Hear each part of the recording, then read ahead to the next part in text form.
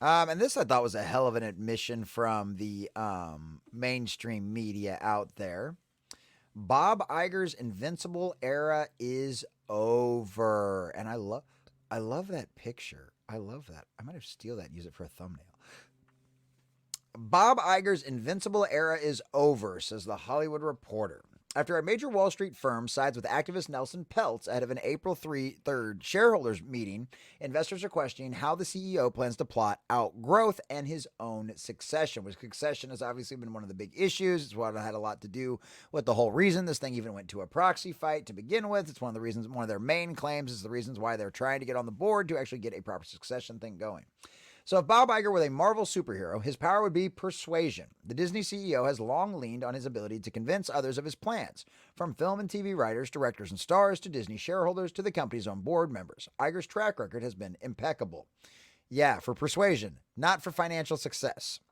Consider possibly the most important deal he ever led, Disney's $4 billion acquisition of the Marvel Entertainment in 2009. While Marvel's success since then is not in dispute, at the time the idea of Disney chasing young men via the comic book brand was seen as a real risk. In his 2019 memoir, The Ride of a Lifetime, Iger recalls how he pitched a skeptical Steve Jobs on the deal. And yeah, we see how much they've wasted that, what used to be a $1 billion a year franchise or more. They've clearly wasted that and destroyed what was once their great cash cow. Jobs had sold Pixar to Disney, which, hey, rest in peace, Pixar. We've seen what Disney did to you as well.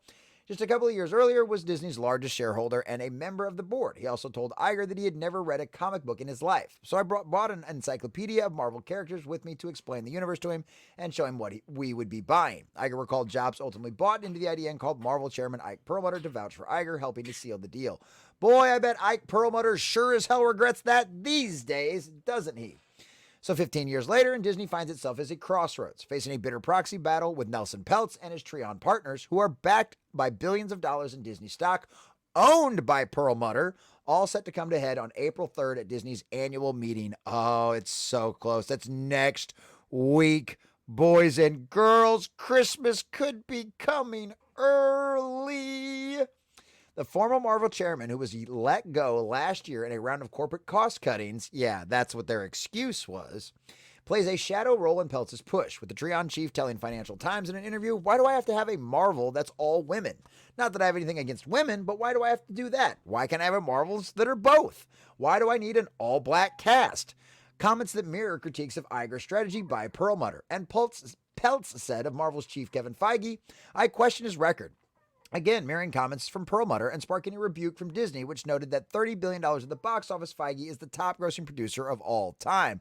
Except now with Feige in charge completely and totally creatively and not actually having the backing of the plans of all the people that he had during phases 1, 2, and 3, we've seen that turn into nothing but a box office disaster, which has cost the Walt Disney Company over $1 billion just in the last couple of years, and well over billions over the last few years, especially if you starting adding in the Disney Plus and the billions of dollars they have burned through on all of their Disney Plus series that for the majority of them have failed miserably. Yeah, why do you think Kevin Feige's freaking out and sweating bullets so much? Why do you think we're getting a season 2 of She-Hulk and so many other disastrous dumpster fires out there? Because Kevin Feige's legacy as the top grossing producer of all time is currently in jeopardy, and he is terrified of going down as the guy who reigned over the fall of what was once the greatest studio in history. Iger has been pulling up all the stops to convince Disney shareholders that the company is in the middle of a turnaround, and that Peltz is a distraction that will ultimately hurt the company rather than help it. This campaign is in a way designed to distract us, to take our eye off all of those balls. Yeah, all the balls that are completely and totally failing, all the balls you didn't have to stand up to all of the woke acolytes of the cult out there that have completely and totally devastated and destroyed your company. After you were hoping for some kind of political agenda, some kind of political future, and before your family completely and totally shot that down, and now you're holding the cards in the bag full of the bundle of nonsense, woke agenda-driven garbage and IPs and media out there that the mainstream is simply ignoring and completely and totally blowing off, and now you're holding a bag full of crap that nobody wants to buy, Bob Iger. But the end game remains uncertain. Iger and the Disney board have lined up a murderer's row of public supporters, securing letters of support from not only Lauren Powell Jobs, former Disney CEO Michael Eisner, and JP Morgan CEO Jamie Dimon, but also Star Wars filmmaker George Lucas. We will never forgive you for that. Who disagrees with Iger about the right approach for the future of films in the sci-fi universe? Exactly. Who disagrees with Iger but still decided to back him? And Disney secured letters of support from families of Walt Disney and Roy Disney, including Abigail Disney, who have completely and totally gone woke. They are champagne socialists who were more concerned about their friends' opinion of them at cocktail parties versus actually the future of their great ancestor's legacy, Walt Disney himself. Who has long criticized Iger over his pay packages and the company's treatment of employees. So even the people that are critical of them are still trying to make sure they back him because, of course, woke has to side with the woke.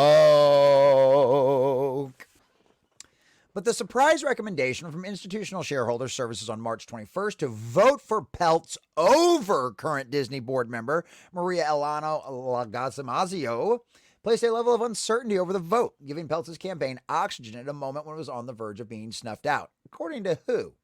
And so, as the voting heads into the final stretch, Iger's persuasion skills have been in full effect. The company's last earnings call saw Iger unleash a barrage of announcements: surprise release of Moana 2, hitting theaters this year, an investment and partnership with Epic Games, Taylor Swift's Eras Tour movie, which failed to barely even chart on the charts out there. I'm sure that cost Disney a crap ton of money, and guess what? It was a major failure of return on investment. They got almost no bump whatsoever for the Eras Tour in any way, shape, or form, and Moana is definitely, a lot of the rest of this screamed of desperation attempts, and I hope the investors can smell that and understand that. Iger has frequently cited earnings calls as a time and place where he can set the stage for Wall Street and make announcements to shore up the company's stock price. Bank of America Jessica Reif, for example, reacted to the report with a noted bundle of joy. In a little over a year since returning to the company, CEO Bob Iger's actions have already having an impact. You mean one of the worst box offices the company's had in history? Stuff like that. March 21st, wrote a letter: we believe Disney has a rigorous plan. Other analysts have been more circumspect, noting that changes still need to come. We think management attention remains on creative. The last thing investors want to see is solidify support is content hits. S&P Global's Nathan Samir wrote of Disney's upcoming sports streaming service. While it could provide a valuable data, it could also put a cap on the potential price for Disney's future ESPN flagship. But as powerful as Iger is, even he has recognized the risks of his own influence. Being atop a company that's so well known, yada, yada, yada. It's something Iger himself recalled in a dispute with David Lynch, yada, yada, yada. Yet most significantly for Iger, his reputation for making the right call at the right time has been punctured in Disney's ever-evolving succession process. Indeed, the question was at the heart of the ISS recommendation. The ill-fated decision to name Bob Chapek, CEO of the Walt Disney Company, seems as if, which we know he never actually left, right? Iger never actually left. We all knew that. It appears that there was no structured board-mandated interview process, and the board primarily relied on Iger's judgment in making this decision, which is why the board is weak and needs to be changed. The Disney's board succession committee, comparing Mark Parker, have failed miserably. The letter doesn't name the internal candidate, but ISS noted that Disney's board highlighted the work of some Disney leaders by the name in their talks. They're not going to work. They have no one at that company that is ready to go. As the final votes roll in from the retail investors, institutional investors, and major stockholders like Jobs, Lucas, and Perlmutter, the question is, what will Disney look like post-Iger? It seems to be the one hanging in the balance, and the results on April 3rd could be a pivot point in the process. So yes, boys and girls, we are getting also very close to that inevitable April 3rd, where the final decision of what the future of Disney will hold will be. And guess what? Ike Perlmutter and Nelson Peltz have a lot of things on their side going for them, whether or not the Hollywood Reporter and the rest of the mainstream want to admit that, because they would not write a headline, Bob Iger's Invincible era is over, without understanding the writing on the wall. And guess what? April 3rd.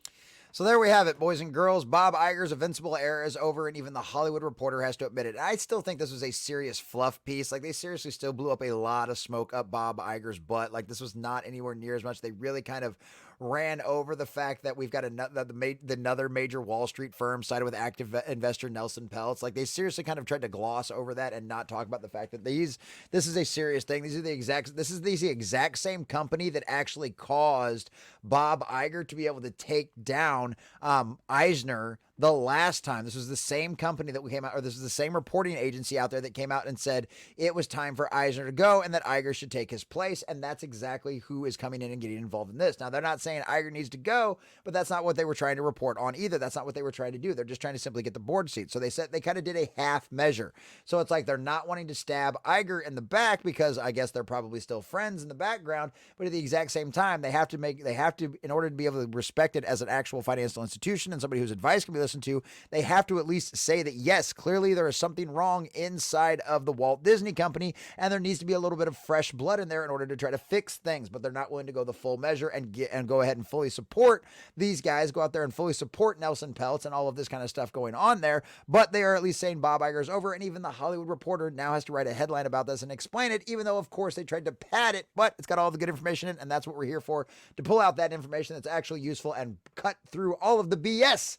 And yes, even now, the legacy media, the Hollywood Reporter, has to admit that Bob Iger is not invincible. He's sweating bullets, as you can see right here from the very picture. And I really, really hope Nelson Peltz comes for that ass.